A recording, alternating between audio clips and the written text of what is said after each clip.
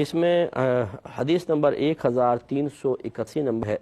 اور راوی حضرت انس بن مالک رضی اللہ تعالی عنہ ہیں۔ وہ کہتے ہیں کہ رسول اللہ صلی اللہ علیہ وسلم نے ارشاد فرمایا، لوگوں میں سے جس مسلمان کے 3 نابالغ بچے فوت ہو گئے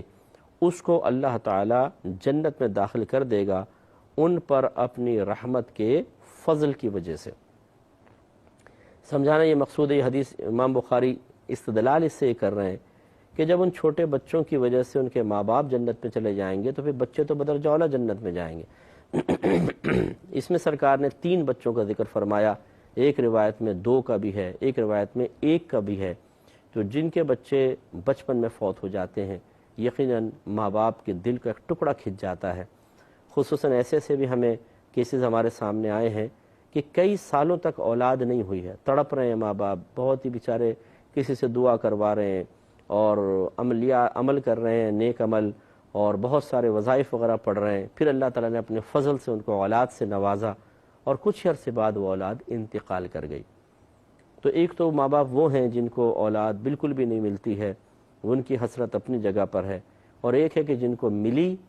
اور تڑپ تڑپ کے ملی پھر فوت ہو گئی۔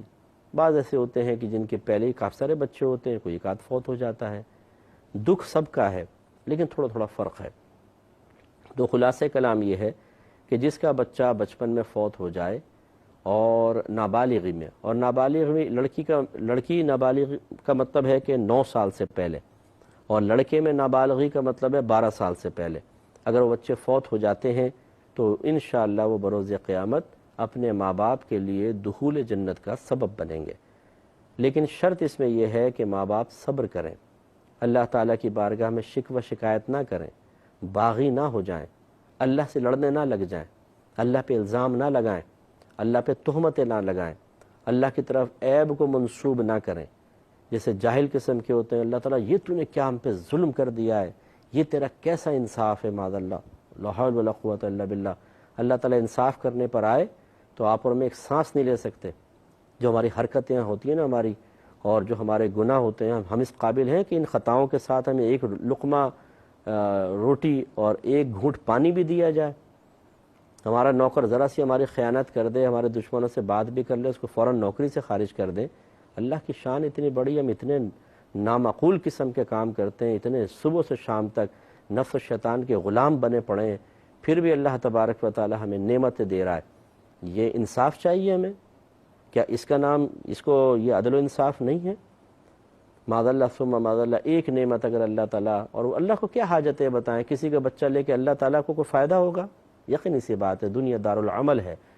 اللہ تبارک و تعالیٰ ہمارے لیے کرم نوازی کے فیصلے فرماتا ہے۔ ہو سکتا ہے یہ بچہ زندہ رہتا، ہو سکتا ہے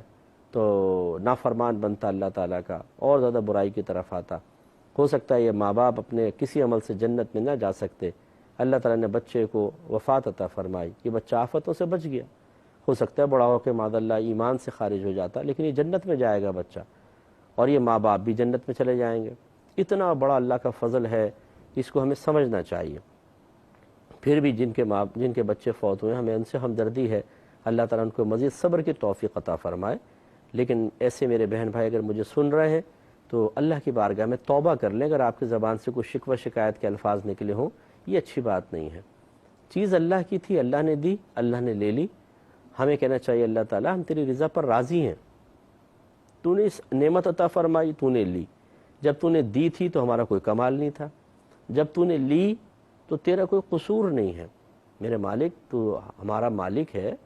اور مالک اپنے فیکٹری میں سے کوئی بھی چیز لینا چاہے، اس کو استعمال کرنا چاہے، کسی بھی تیار شدہ پروڈکٹ کو وہ ذاتی استعمال میں لانا چاہے، وہ اس کو ضائع کر دے، وہ اس کو خراب کر دے، وہ اس کو بیچ دے، فیکٹری مالک کی مرضی ہے، وہ مالک ہے۔ تو اللہ تعالی ہمارا مالک ہے، اس تصور کو ذہن میں رکھیں۔ لہذا اگر کسی کے بچے اس طرح فوت ہو جائیں تو مطلب ہوتا ہے وقتی طور پہ غم، لیکن سیلف کنٹرول رکھیں، خبردار جو دل میں بھی شکوہ پیدا ہوا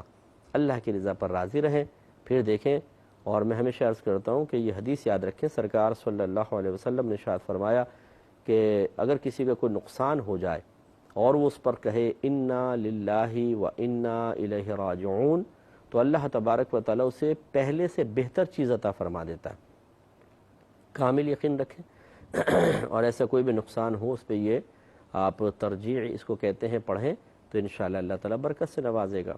تو اس لیے یہ بڑی پیاری حدیث ہے، مسلمانوں کے بچے انشاءاللہ جنت میں ہوں گے، کیونکہ ان بچوں کی وجہ سے ان کے ماں باپ جنت میں جائیں گے۔